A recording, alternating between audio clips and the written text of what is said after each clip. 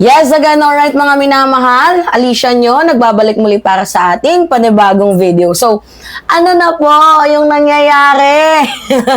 Dito nga po sa isa sa mga leader, di umano ng mga scammer, na si former spokesperson Harry Roque. By the way, close sila nito ni Alpotera, no? So, ngayon, ano yung nangyari kay Roque? Yung dating karespe-respetong spokesperson ng bansang Pilipinas, abay mukhang naging palaboy-laboy na sa ibang bansa. Pero well, maganda, kahit homeless itong si Roque sa ibang bansa, at least nasa ibang bansa, diba? So ngayon, sabi dito sa balita, eto, nasa Vienna. So namataan si Harry Roque na gallivanting sa Vienna, Austria. Sa mga larawan, ibinahagi ng mga Pinoy doon na nakita ang dating palace spokesperson na naglalakad sa Keplerplatz, 10 District, habang hila-hilang isang shopping trolley na mataan sa St. Stephen Cathedral sa Stefanplatz para umano sa isang misa. Dumalo nga ba sa isang misa? Or para makipag-meet up sa kanyang isang uutuing kaibigan na supporters din ni former President Duterte. Diba? So, hindi tumigil ang mga vigilant dahil sa kawalan ng valid na pasaporte, hindi umano makapag-hotel si Roque. Kawawa yung lola ninyo. Ayon sa mga ulat, nagpapalipat-lipat siya ng mga bahay.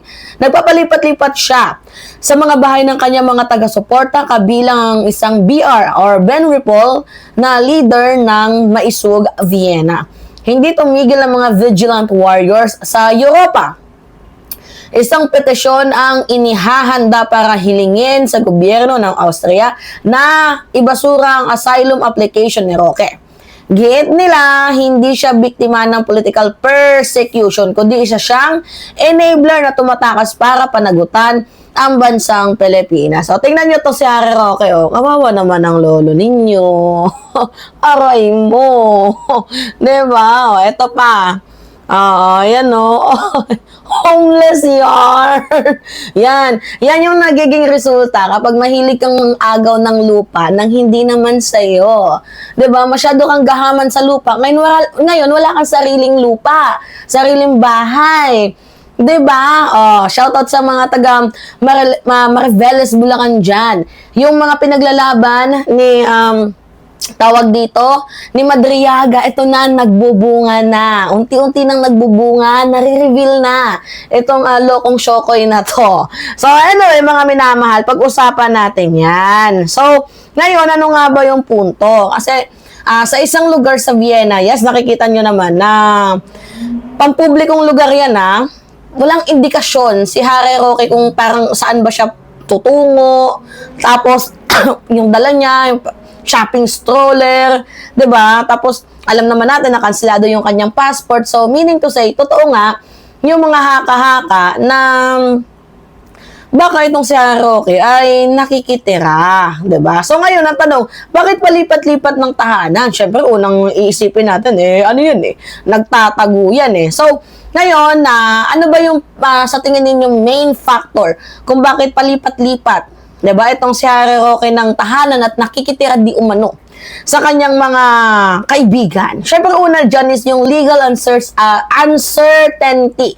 Diba? Kapag may issue sa passport or immigration status, limitado ang galaw. Which is, meron yan si Harry Roque, diba? Dahil canceled na po ang kanyang passport. Pangalawa, security at exposure, 'di ba? Sa high profile figures, 'di ba? May mga tumututok sa kanya, may mga nakabantay. And syempre also the asylum process. Kapag may asylum application, may restrictions sa tirahan at galaw. So, ulitin ko mga minamahal, hindi naman illegal ang makitira sa mga kaibigan. Oo, kagaya ng ginagawa ngayon ni Harry Roque. Pero ang tanong ng taong bayan, bakit napunta siya sa ganyang sitwasyon? Bakit hindi na lang siya umuwi? 'Di ba? Best best and win-win solution na umuwi siya ng bansang Pilipinas kung talagang wala naman siyang kasalanan. 'Di ba? Ba't ayaw mong humarap? Ayaw mong magpakita? Syempre, alam naman natin, may mga posibilidad din naman yan, kaya hindi siya nagpapakita dito sa Pinas. Una, syempre, takot sa mga legal consequences. Di ba? Tapos umaasa sa asylum claim. Diba? Tapos naniniwalang siya pa din daw ang binibiktima or political persecuted daw. So madaming madaming pwedeng ways kung ba't ayaw niyang umuwi. Pero yung political persecution, no, hindi po political persecution yung yung meron kay Harry Roque. Si Harry Roque kasi, siya lang naman yung katangi-tanging tao na kaugnay sa may illegal na pogo operation. So kabilang na nga doon yung human trafficking, illegal detention, labor exploitation, and money laundering. So, sabi ko nga sa inyo mga minamahal, hindi lahat ng supporters ni former President Duterte ay totoong supporters. Kaya kung maniniwala kayo sa ginagawa ni Harry Roque, yung mga ginagawa nilang signature campaign, ulit-ulit kong sinasabi sa inyo, yung mga signature campaign nila na yan, naku po mga minamahal, tigil-tigilan na ninyo yung mga signature campaign na yan. Dahil baka kayo ang ma-scam ni Harry Roque, lalo pat di umano'y naka-freeze ang kanyang mga bank accounts. Nagagets ninyo? So, kung ang gagawin ninyo ay maniniwala sa mga signature campaign ni Alpotera, ni Smallboy, so ang ending yan, kayo ang talunan. Diba, nagagamit na nga kayo para magkaroon sila ng tirahan, nagagamit na nga kayo para kahit paano magkaroon ng ingay. Tapos hahayaan nyo pa din ba na gamitin kayo ng mga katulad ni Harry Roque, diba, nila Alpotera, na magpapakalat ng signature campaign para kay former President Duterte, tapos ang ending, hindi din sila makakalaya. Ngayon, itong si Harry Roque, ang dami mong hanas sa buhay mo. May pa-signature campaign ka pang nalalaman. Diba nakakatawa? Eh, ikaw nga din mismo, hindi makauwi ng bansang Pilipinas. Ito yung napaka-ironic kay Roque, Sasabihin nila na dapat umuwi daw ng bansang Pilipinas si Digong kasi dapat doon daw siya litisin. Pero itong si Harry Roque, ayaw nang umuwi ng bansang Pilipinas kasi wala daw pong maayos sa justice system. Like, what the heck? Diba? Mapapatanong na lang kayo ng ganon.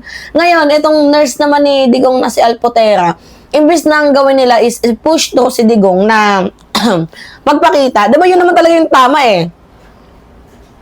I-push to nila. Itong si former President Duterte na bakit hindi na lang magpakita itong si Digong. Diba? Bakit ang gawin na lang ni Digong ay harapin niya yung kanyang kasong isinasampa sa kanya. Pero ang ginagawa nila Alpotera, mas lalo nilang dinidelayed. Na ako dito. Bakit nila dinidelayed itong si former President Duterte? Kasi pinagkakakitaan nila yung matanda. Tama ba yun? Matanda na yung tao, pinagkakakitaan ninyo. O tingnan nyo kung ano yung ginagawa ni Harry Roque ngayon. Pinagkakakitaan din yung supporters ni Duterte. Diba? So, ay, nako. Malaki kasi yung kasong kinakaharap ni Roque, kaya I feel na hindi na yan uuwi dito ng bansang Pilipinas. Kasi, di ba, hindi proteksyon ang pagiging abogado mo, para matakasan mo ang pananagutan. Kung ikaw ay nagbibigay ng legal cover sa illegal, tumutulong para iwasan ng batas o nagpapahintulot ng pang-abuso, meron ka talagang pananagutan sa ating batas. So, ito yung sentro ng debate natin ngayon, mga minamahal. So, ang asylum, para yan sa biktima ng persecution dahil sa lahi, relihiyon, or paniniwala.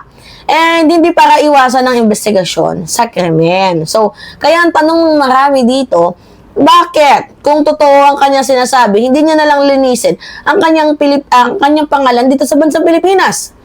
Di ba mga minamahal, bakit sa halip na humarap, mas piniling umalis ng bansa? Diba? Mga minamahal. So, you know what? Ang isyong to, hindi lang naman tutungkol kay Harry Roque. Ito ay tungkol sa, tawag dito sa pagtatapos ng impunity. Dito sa pananagutan ng mga dating opisyal at mensahe na walang sinuman ang mataas sa batas or above the law. Kasi kapag ordinaryong Pilipino, pag mayroong kaso, humaharap, dumadaan sa proseso, nagbabayad ng piyansa kung kailangan. Tapos kapag yung mga taong may kapangyarihan, may eroplano, may asylum, tapos may dahilan para hindi umuwi. Diba? So, ang justisya, hindi dapat yan tinatakasan. And also, ang katotohanan, hindi dapat natatabunan ng distansya. At ang pananagutan ay hindi nawawala kahit saan ka man magpunta. Di ba? Alright, mga minamahal, yun po. Kayo, ano yung masasabi ninyo? Anyway, yeah, it's me again, Alicia nyo. Nagbabalik muli para sa ating panibagong video. Maraming salamat at ingat, mga kababayan.